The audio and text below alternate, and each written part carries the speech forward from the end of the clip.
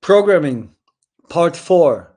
I think it's the 4th part of it, and I think we could close it today. I always propose. I don't dictate. Dictatorship is out, as you know. I just propose with democratic decisions and free speech. Please, free speech. Sorry, my little political statement. Common sense. Actually, no political party, just common sense. And it's going about. So we had this trying to make a from the ground up organization of a program or building up. So we skipped this with the environment stuff. I think this is not that necessary. I think the most necessary thing is how do I structure a session? And I developed this presentation last time. If you like, we could fly through this again. I'm not sure how I will share it with you, but I think I can somehow just put it into circle into the trainer certification area. I checked this with Andres, and maybe have some questions still on this, or some things you do not understand. And then I would propose we are just opening an Excel sheet and going to design one as practical as possible. Still the problem is with the screen sharing. Hi, Dani. One by one is showing up. I always expect nobody, and then there's 5 people. Okay, let's see the window of this. So everybody's voice is on. Could somebody please put the voice on just to let me know whether the echo is echoing again? No echo. No echo that far. No echo. Okay, good to know. One problem less. Good. So okay. So you see my screen. Do you see my? No, I don't shift it around. Okay. So a quick walk through this presentation. So step 1: determination of the topic. All topics are possible. We have the topics of biomechanics. We have the topics of general of conditional factors. We have the topic of conditional factors. You know, they're included is strength, elasticity. What I was covering on the Monday, the last 2 sessions. Just taking one aspect and finding the proper exercises and performing the exercises with this mental focus. Other possibilities would be a special kind of sport, a special kind of fitness, whatever, a competition stuff, prevention, rehabilitation, whatever. So the question is completely open. This is the fantastic thing. And then you go for structuring the stuff. So step 1. Step 2 would be again, this is maybe self-speakingly, but I think it's good to have this quick thing of the decision. Where does my problem solving actually is best suited, or where is the problem suited, or where is the program? What is the best program for the problem? And this, whenever it's something for rehabilitation, that means something that is really out of order or needs to go back to order, I would always recommend to start with the natural ground movement part. Yeah, that's the one that is actually more on the repairing side. If you need something that is really a quick little, not the real therapy, but something like a possibility of a routine, something that is incorporating the mobility, stability, and pattern aspect without any much looking for specific exercises, I would always choose the get up. Yeah, a very short, comprehensive possibility. I designed 12 different get-ups, and there will be some more because there will be also the breakfall stuff and also the dive roll stuff that will be covered in an extra get-up. That's the get-up area. And then there is a specific need for somebody who is already in a specific preoccupied movement, like sports or fitness. Then I would and maybe the time is not very there's not a lot time or whatever. You are just constricted and not too complicated and maybe not too alien to that person. If you tell if a tennis player is coming and you give him exercises that have obviously super nothing to do with the tennis, then he may has a problem to find the sense behind it or the meaning behind it.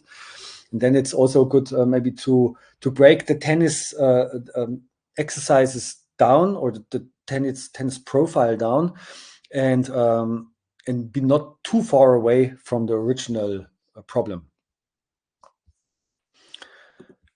Okay, then. Okay, that was the explanation of this. That's still the explanation of that stuff. And then comes the meso planning. Okay, so how long should the training last? That means how many weeks, how many months, how much time, 60 minutes, 30 minutes. It can be all put as a first information on a sheet of paper. The next one would be that now you have your time frame. That means you have your, let's say, 4 weeks of boring ankle mobility, a boring ankle topic. And then it's about 2 sessions per week, for example. Then we have to plan 8 sessions completely. Yeah, 2 per week, 4 times 8 sessions. Then you could start to think, how grave is the problem? The gravest problem of most people is the mobility issue. If there is an injury or whatever, if there is a high performance whatever, the first thing we start with is mobility. Grown-ups have a mobility issue, so we start with mobility. Now you can say I take the whole 8 sessions and start with a lot of mobility and let the mobility shrink until to the last session, something like this. Very rough pattern. You can say I want the mobility stability pattern thing in every session. Mobility is not that bad, so it is not extra necessary emphasis on mobility. Mobility is not that bad, so we can start with a 1/3, 1/3, 1/3 distribution on one session consists of 1/3 of mobility, 1/3 of stability, and 1/3 of pattern. And then you go through all 8 sessions in the same pattern. Or the third possibility is that it's a hypermobile person, and then you may start with a lot of stability at the beginning, and then let the stability be the most important thing. But maybe there is also something like okay, hypermobility does not mean that the joint is actually working properly.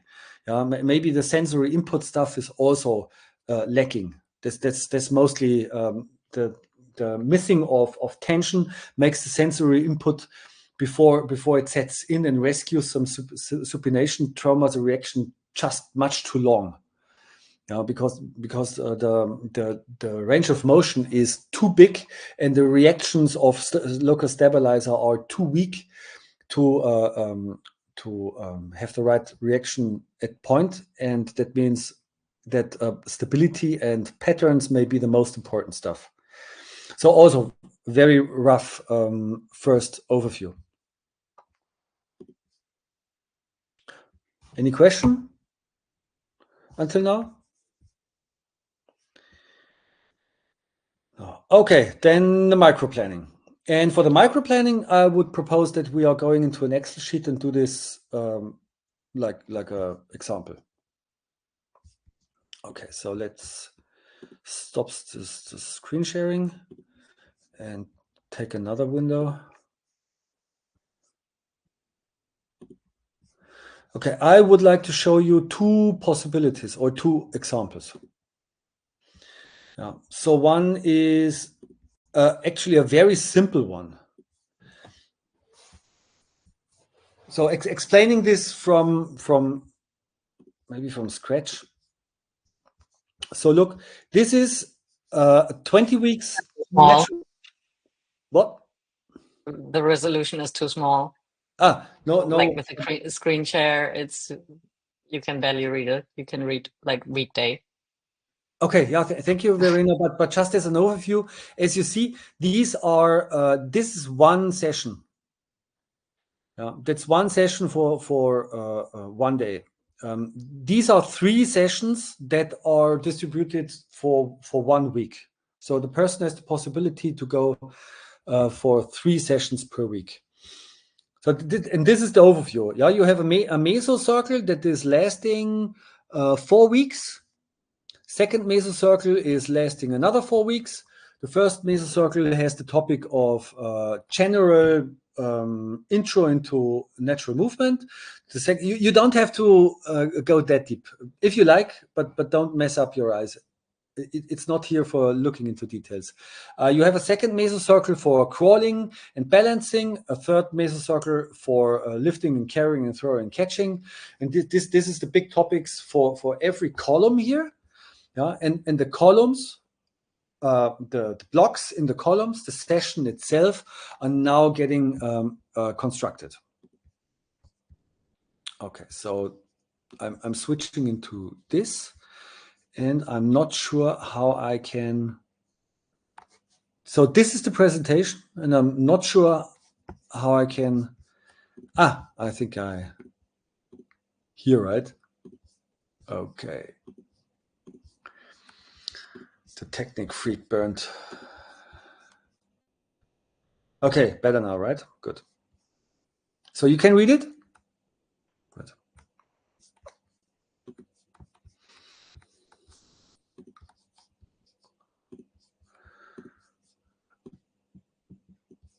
Good. Okay. So let's see, what do we have here? We have a warm-up. That's the warm-up, right?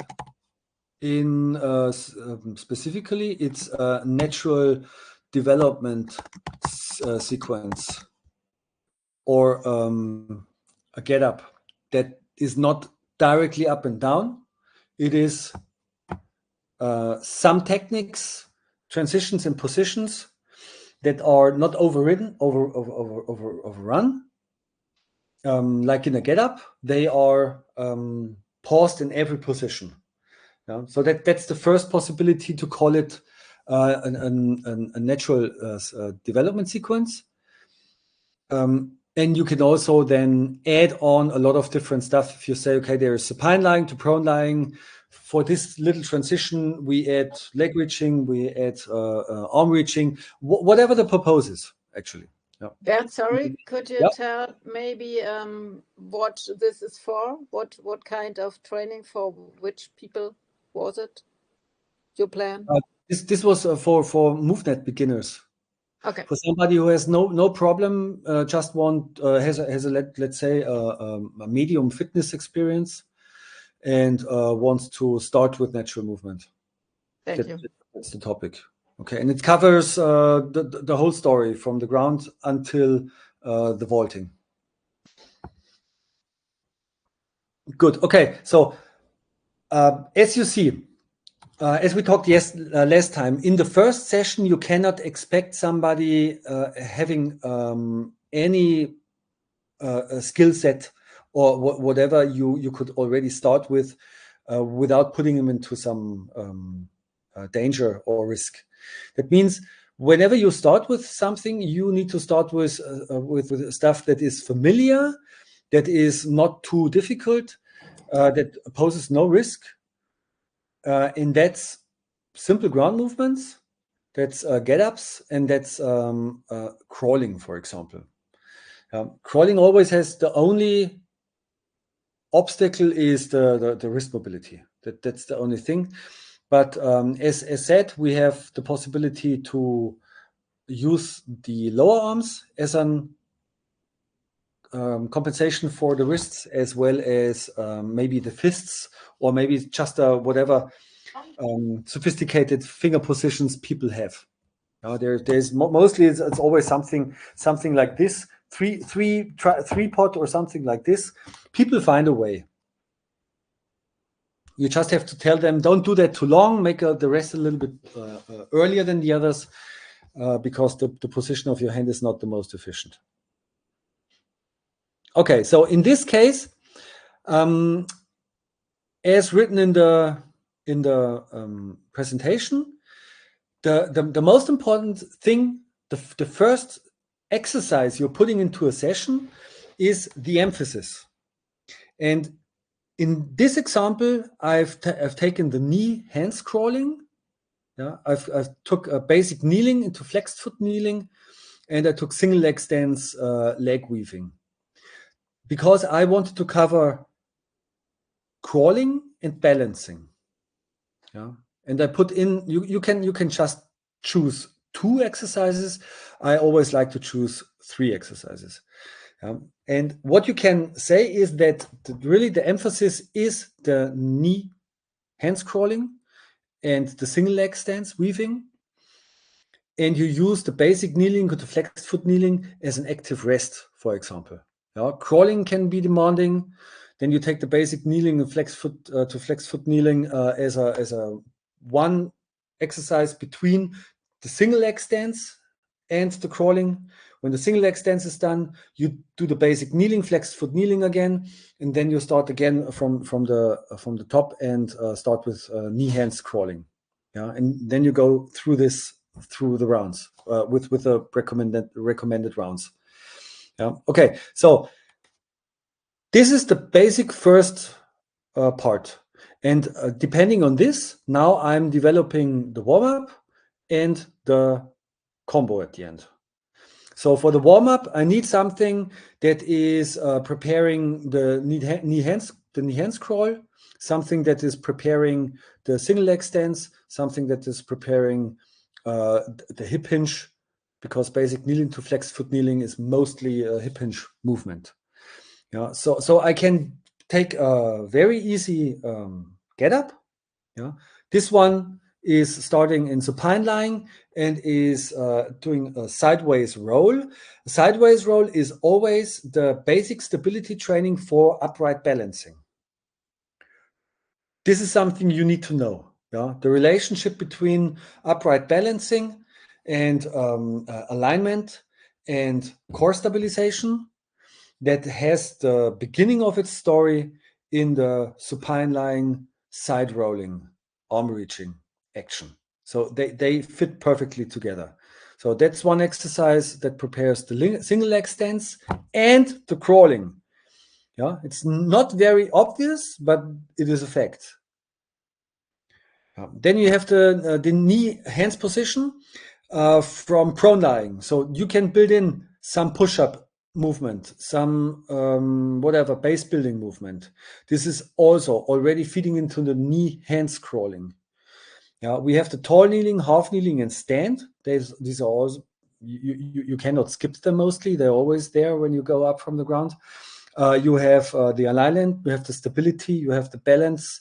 And if you are in standing and maybe go to a single leg balance in the end, you have the single leg balance also already warmed up. Okay, so these are deciding over the ingredients here.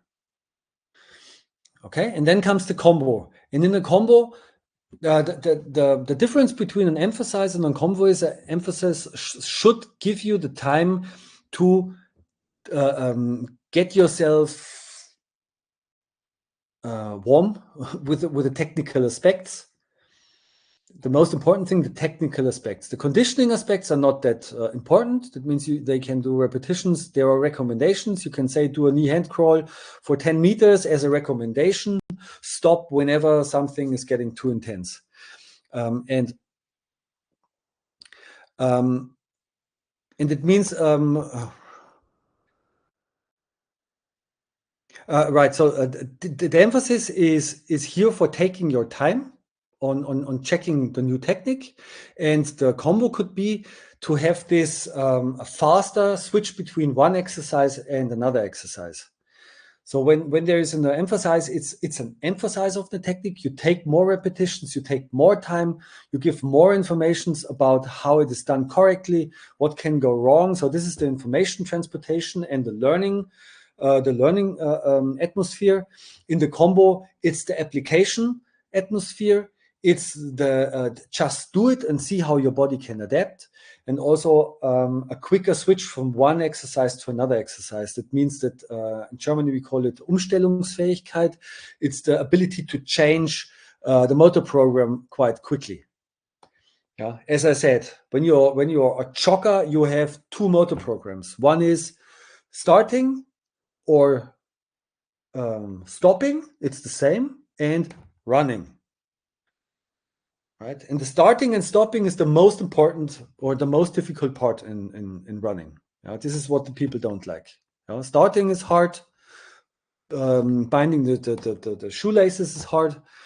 Just going on with the same technique, is the most convenient. Stopping, doing something different is, oh shit, I have to disturb my breathing pattern. I have to work with different muscles now.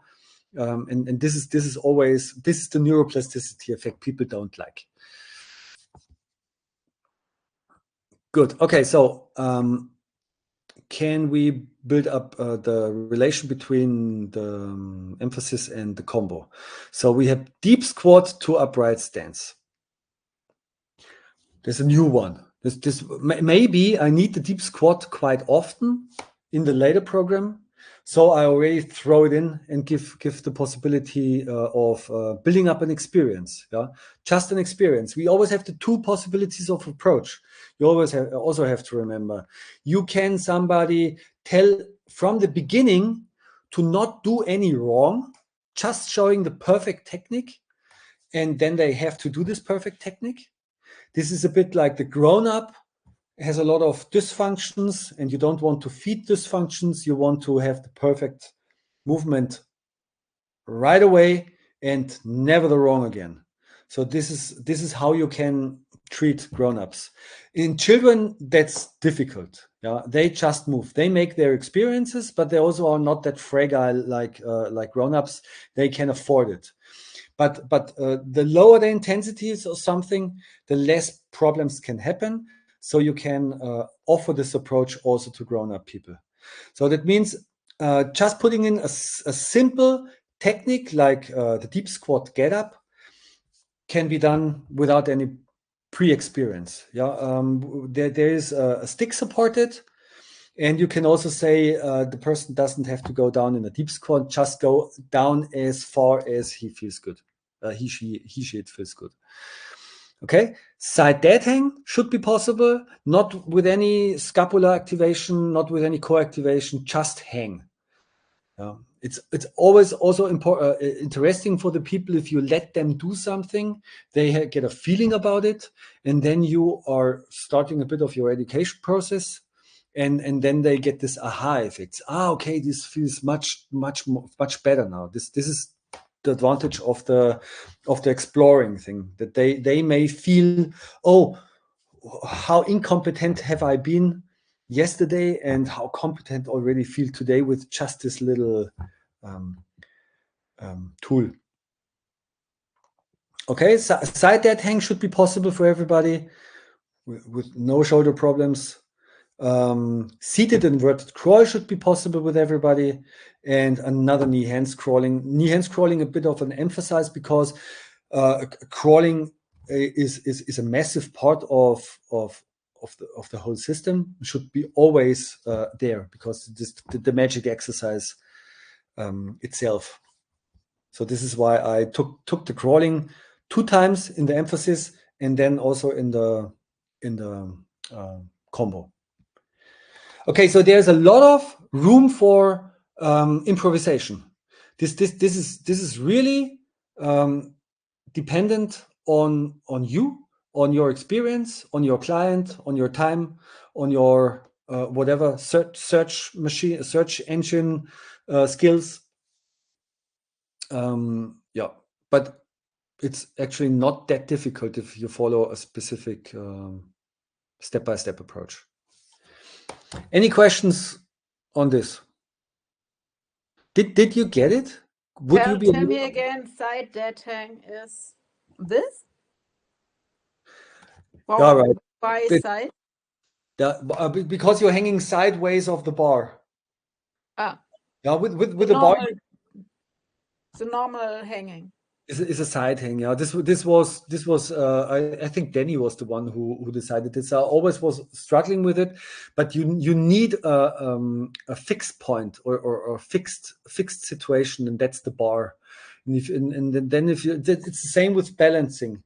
You also have a front balancing. This is when you're walking forward and the bar is in front of you, and you have a side balancing like shuffle movements when you are facing 90 degrees from the beam, and this would be the same relationship at the bar. Okay. So it's like this side hanging is if I want to go this way. Right, This. then it would be a side swing traverse, and it would fit to the side hang. Okay. Yeah. Right. Okay. So, do you need something simpler like that, or is this simple enough? I have a question. Is this always the three main teams connected, like the NGM, Get Ups Down, and NST? Is that right? You have always in this session these three things. Yeah, exactly. Okay. But not necessarily. Yeah, the natural skill development part is very relative. This there is no clear rule when the natural skill development starts. There's no before it was ground movements and now it's natural skill development. This is just a rough categorization of exercises. That's the same with mobility and stability, for example. When does mobility stop and when does stability start? It's also, let's say we just say there's a 50-50, there's an equilibrium, and there are movements that are tending more into mobility and there are movements that are tending more into stability. This cannot be digitalized. This needs to be analog. Yeah, and okay, if you really have a sequence that is starting on the ground and getting up, then it's a clear get up. Yeah. If you have basic kneeling to flexed foot kneeling, that is at the first glance, it's a pure natural ground movement thing. At the first glance, it's almost a pure, not a pure, but it's, let's say it's 80%, 70 to 80% of a mobility exercise, and 20 to 30% it's a stability exercise. Yeah. The seated inverted crawling, for example, is also a hybrid. I would take crawling into the natural ground movement part. It's more natural ground movement than skill development. MoveNet did it the other way around, but it's also dependent on the scarcity of the tools they have. So it's getting harder to fill something up. But our natural ground movement stuff is our natural skill development stuff is that full, and that bipedal that the crawling is perfectly situated in the natural ground movement. The side dead hang is also something. Is a side dead hang or is a dead hang already a skill? No. Normally it isn't a skill. It is just a conditional factor of grip strength applied to an environment that hangs around. Yeah. What is a skill? That's generally a problem. What does fall under the natural skill part? And I just can tell you a skill is a movement that needs already a sophisticated application of technical parts, timing and sequencing to make it actually effective. And gives also the possibility to be efficient, more efficient than something that is simpler. Like an active dead hang should be should be simpler or easier than a passive dead hang. Because you should have the strength in the shoulders that an active hang is actually giving you a safety. And if you're hanging dead, like without any active tension here, your body should give you the information of I'm lacking stability. You need to apply something to keep me safe. This would be the informations that make the movement more skilled. So an active hang is more skilled than a passive hang. A passive hang is nothing. It's just hanging around, silly, like just being bound with a rope. It's the same. Yeah. Okay. It's again also nothing that can be carved in stone. It's a bit of how you interpret it actually. Yeah. But the rough differentiation. Georg, is this helpful? Yeah, it's okay. So yeah, thanks. Yeah, what we could do is we go through some exercises here and just decide, is it more a skill or is it more a technique? Or is it more just a conditional factor? Yeah, for example, a hinged walk. What is a hinged walk? You know the technique, right? It's just a hip hinge and then walking like stalking behind the wall. Don't want to be seen. Stepping under, for example. Hinged walk is very close to stepping under. For example, yeah. Let's take the stepping under. Or any lift. When it is skillful and when not. If you tell but I think it's a skill because you need it in your daily life. You need it to go through under something or to lift something. So you need it in your daily life. It's a skill for me. Yeah, but you can do it. You can do it wrong and you can do it right. You can do it correct or you can do it not that correct. What is correct? It's also a question. But the thing is, if you tell two different people to do the same stepping under, and one is stepping under, bending in his spine and not in his hip, not in his knees, maybe overextending his head because he wants to see wherever he's stepping under. So there's a lot of stuff in the movement that somebody who has an idea about biomechanics would say, oh, this is not very optimal. If you would give him something to carry, he may damage his you may get a prolapse. If he does this every day 100 times, he may get a stiff neck. And so that means a person is able to do a movement effectively, but the movement is not adaptable. If you are giving him another task, he may get a problem. And you have another person who is already applying a lot of different things. That means applying a perfect hip hinge, keeping the spine aligned, making a nice shift with body weight transfer. So there's a lot of thought in it that makes the movement much more efficient and much more adaptable. That means that person is able to switch the stepping under technique to one that is adaptable to more load or more repetitions. This is why then he can have a higher performance. He can do the movement more often, or he can transport more load under this obstacle. The other guy could not. He would say, "Oh God, shit! This does not feel good in my spine. I don't do this." Yeah. So that means a movement that is done unconsciously incorrect is not skilled. A movement that is unconsciously or consciously done correct is a skilled movement.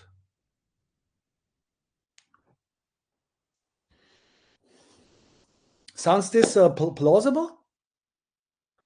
Are you okay with this definition?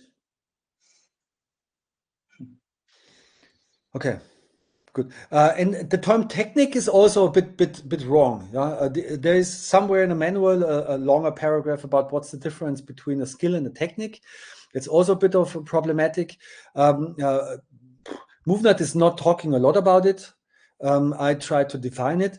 A skill is human aptitude. Humans can't jump. Jumping is a skill. Yeah, and then we have a lot of different jumping techniques. There's a leg swing jump, there's a side jump, there's a forward jump, up, down, and whatever. Yeah.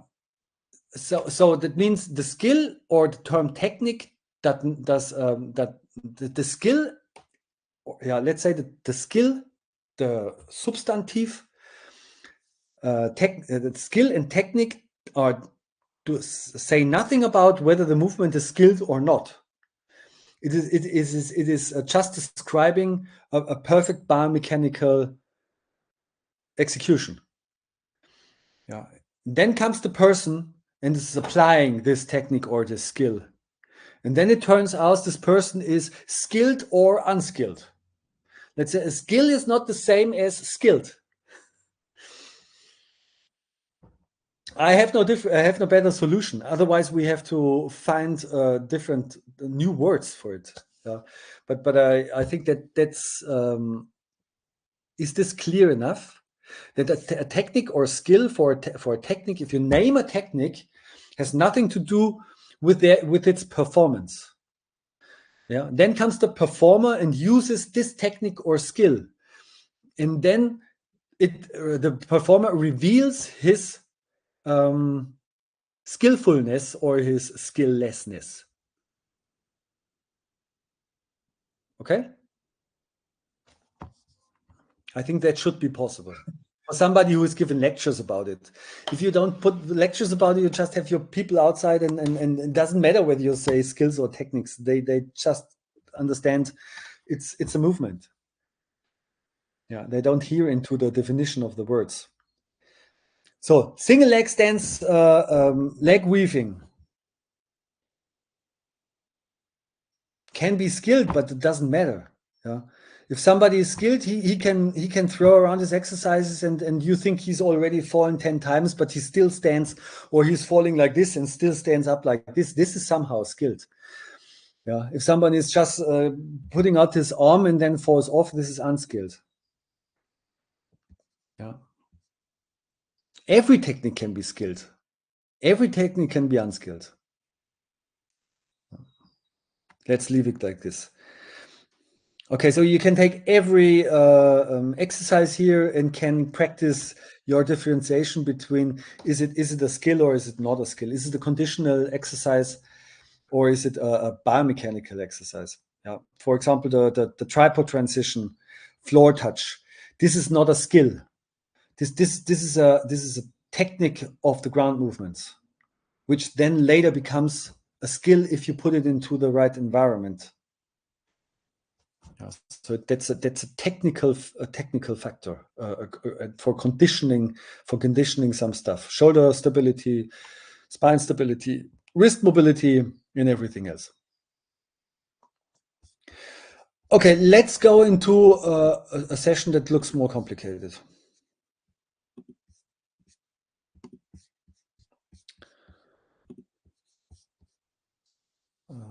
Okay, ready? Get another Freigabe.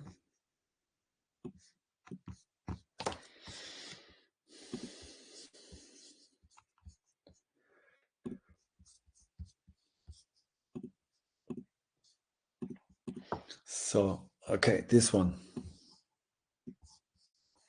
Okay, that's a session typically for the basic membership. These sessions look like this.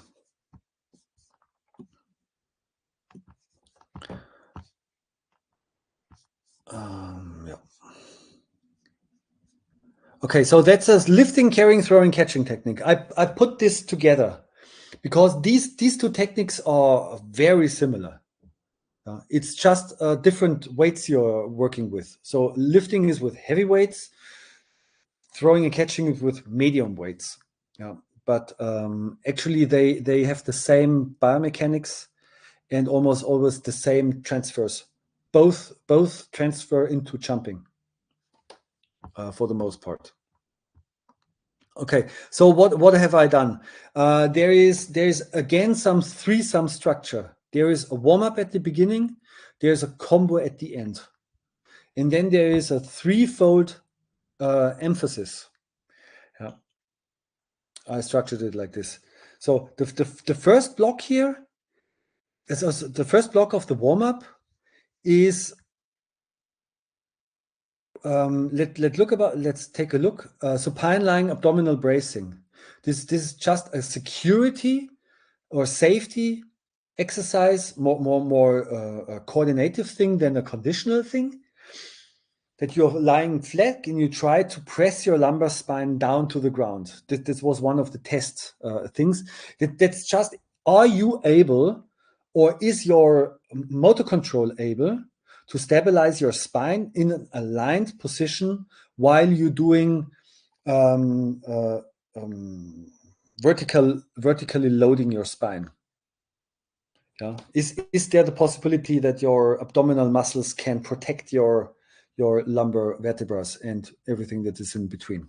So this is why I've chosen this as a warm-up. Prone lying, elbow supported position to backward, upward reaching. So it's lying like this, with the elbows like this, and then reaching upwards. So this movement is actually a combination between shoulder stabilization and shoulder mobilization. Yeah, the one elbow that is supporting, stabilizing, the one arm that is reaching backwards, upwards, is actually working on the range of motion. So these are important for actually, you can say this would be good for crawling because of the stability like this. This would be good for lifting because of the shoulder stability to transfer the object to the legs. This is important for overhead lifting. This is important for every throwing and catching exercise. Yeah, it's pure shoulder stability and shoulder mobility. We have a foot hand position, forward reaching. This is again core stability. It's hip stability in a hip hinge like pattern. Not a dynamic hip hinge, but just a 90 degrees one, with the core stabilization, with the hip stabilization, with the knee, ankles, shoulder stabilization. So crawling is actually a lifting and throwing position, just in a not vertically but horizontally. It's almost the same. Yeah. And side bended to split kneeling I took because sorry, I'm switched. Deep squat to deep knee bend forward shifting is actually an exercise. Is also feeding into the hip hinge, is feeding into the foot stability, foot mobility and stability. We need also for the squat movements in lifting and catching and throwing. So it means you may have maybe 20 exercises. They all suit into the warm up. And you are analyzing the 20 exercises and what are the simpler ones, what are the medium ones, what are the more difficult ones.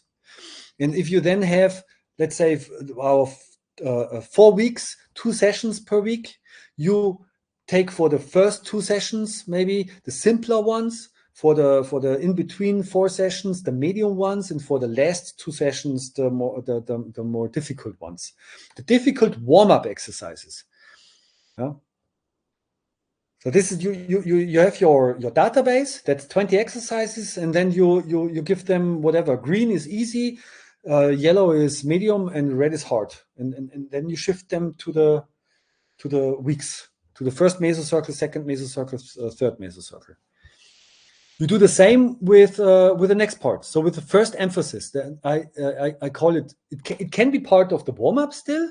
It can also be a bit more the preparation, the more emphasis and preparation for the lifting and the throwing and catching. Now here it is a bit in between. Yeah.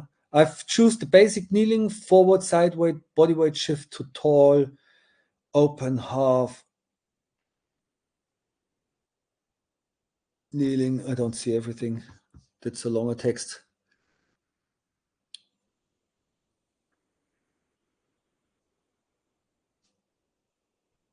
Yeah, so it's basic kneeling to tall, open half kneeling. This is a hip mobility exercise.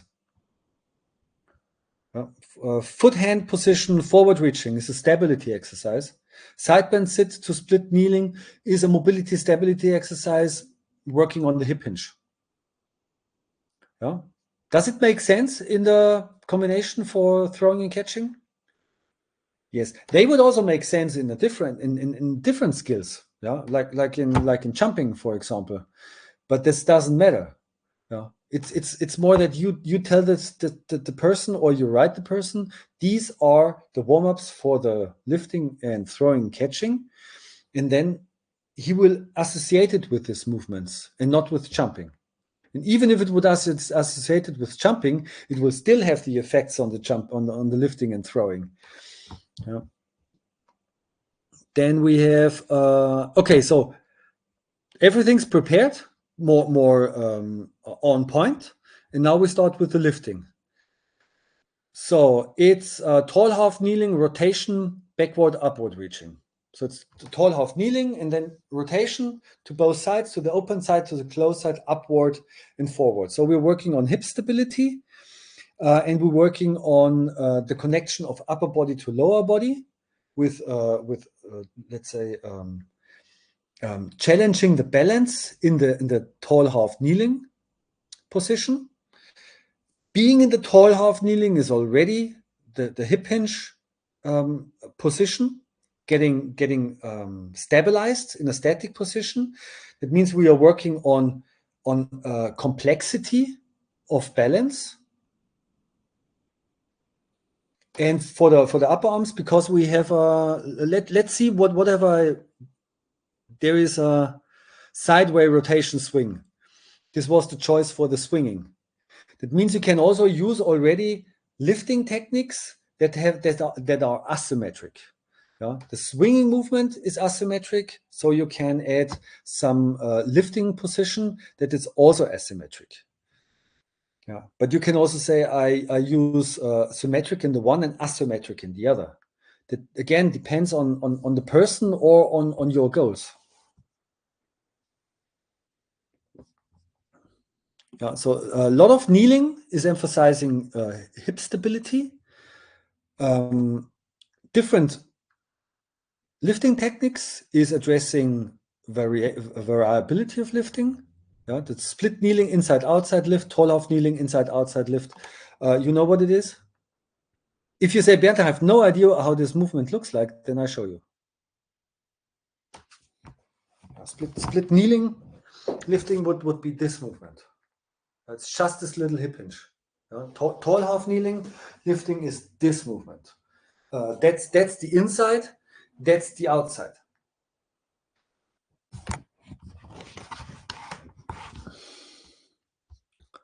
And there's a combo. There is a high hip crawl. High hip crawl is interesting because it has this overhand or extended shoulder position, also with loaded, the press from the body weight is on it. So it's actually a shoulder stability mobility exercise. Deep knee bend overhead pressing is the knee bend like this. Yeah, and then a very soft, lightweight pressing upward. It's also a stability exercise. Feet hand position to inverted crawl position is a tripod transition, is also shoulder stability and spine stability exercise. And standing sideway rotation swing is then actually one swinging. So I took crawling, I took some lifting, some new techniques, some combinations like the tripod transition and a throwing and catching technique into the combo with 4 exercises. Could also be 5. But there's a really nice mixture of everything.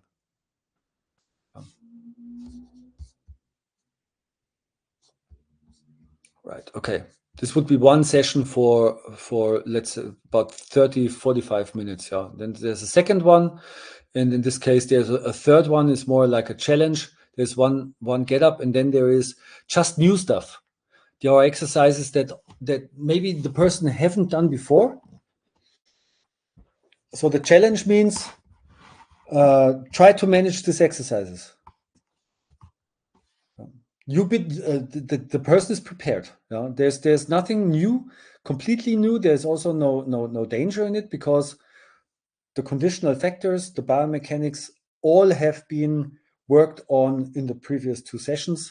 So you can definitely challenge a person with conscious and slow movements in new techniques.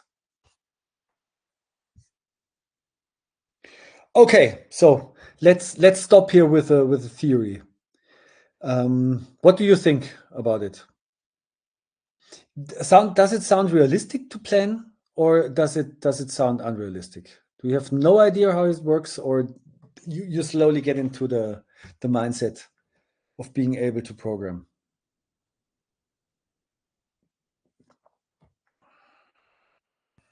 It makes sense to me. It's always no, for me it's good.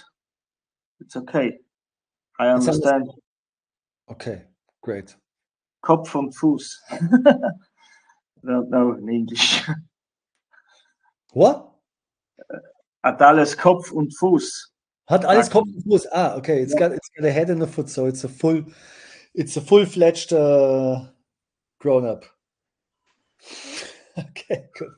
Yeah, in the end, you need practice. Yeah, this is good for I think having an overview and a guidance, and then you just have to do it. And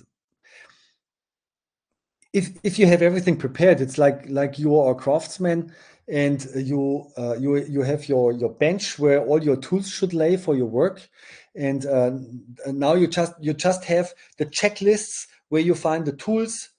And your expertise should be able. Okay, I start with this and I end with this, and then you go and get all the the tools you need laid on your bench, and then start putting the stuff together. Yeah, the most important thing is that you know the rough structure, maybe also the procedure of how to organize it. That may blank sheet of an Excel sheet, or I also start on a white sheet of paper.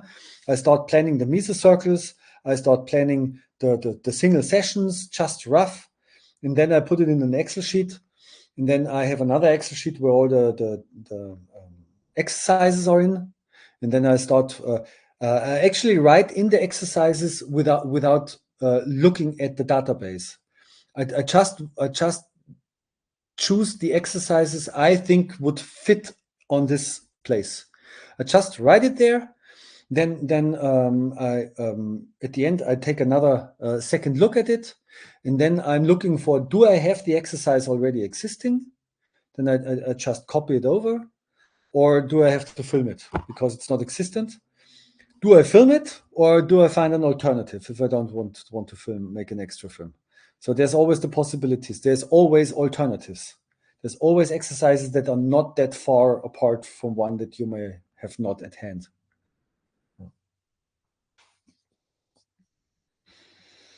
Okay, yeah, it looks like Anke is already working on something. Alice is already working on something. Not so sure about Dani. Not so sure about Verena. What's about the Plattfüße project? This is not a project where you can have a lot of different sessions. That's a good example for something just like a routine. There are 5-6 exercises, maybe in the right order, starting with myofascial release, then starting with some stretching of the Achilles tendon, and then doing some exercises to strengthen the foot arch. There are not so much exercises. Yeah. Later, if the problem is solved, then you have again the whole database to work on for just keeping a foot arch up, yeah, like balancing, like jumping or whatever, then it opens a big door. But if there's an existing problem, you just have to develop a little routine and let the person work for 4 to 6 weeks. That takes a long time to make a routine improvement. If somebody is out of any problem, the progress can be quite fast. But there's a lot of stuff that is always holding some back, the handbrake, and this is what we need to work on with maybe special routines. Good. Okay. Wow. 60 minutes. Getting better and better in my time management. Okay. So I think I feel the feedback of this helps.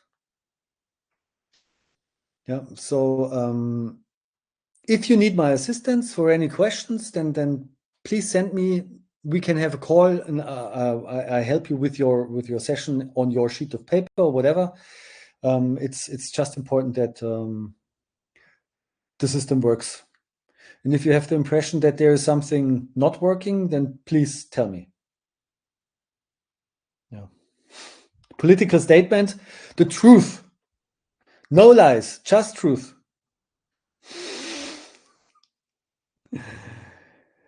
Good. Okay. I let you go into a well-deserved evening. I wish you a wonderful week. Looking forward to next Monday. If you have a special wish on the sessions, so it's an open session, but for my what's called my learners, you have always a wish free on what I cover on Monday on the session. I think that's also good add-on, like strength. I've never thought about strength training in a ground movement session or whatever. Explosivity, variability, adaptability. I try to make the best out of it to give you an example how these terms then look like in the training. So write something in, and looking forward to it. Bye, everybody. Bye. Thanks.